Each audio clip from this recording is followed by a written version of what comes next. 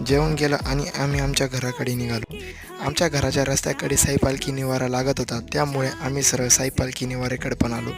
त्यातील काही photograph click केलेले ते तुम्हाला लगेच दाखवणार आहे. जाता जाता बालाजीची एक मूर्ती लागली. मग काय आम्ही पाया पडायचं कुठं चान्स सोडित असतो का? पाया पडलो आणि आम्ही आमच्या सरळ घराकडे निघालो.